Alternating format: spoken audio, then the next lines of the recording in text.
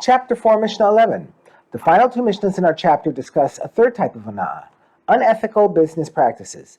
This Mishnah addresses selling merchandise that is mixed with something else. A seller may not mix produce, grain from one of his fields into produce from another of his fields if he specifically told the buyer that he is giving him grain from one of the fields, even if he wants to mix new grain from one field into new grain from the other field, in which case there is no difference in the quality of the grains. And it goes without saying that he may not mix new grain into old grain if he promised the buyer old grain, because old grain has certain advantages over new grain. In truth, with regard to wine, the sages did permit a seller to mix sharp wine into mellow wine, because the sharp wine improves it. Therefore, if he agreed to sell him mellow wine, he may mix some sharp wine into it.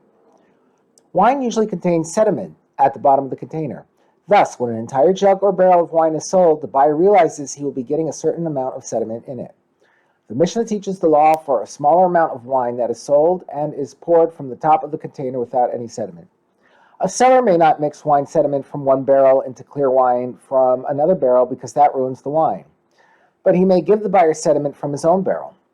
It is forbidden to dilute wine that is being sold. The Mishnah discusses what should be done with wine that had become diluted with water.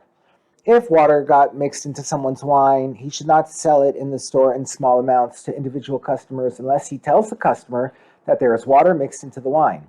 And he should not sell it to a wine merchant even if he does tell him that there is water mixed into it, because there is concern that it is being bought by the merchant only to cheat his customers. However, in a place where it is customary to add water to the wine and sell it that way, sellers may add water, because the buyers understand that they are getting diluted wine.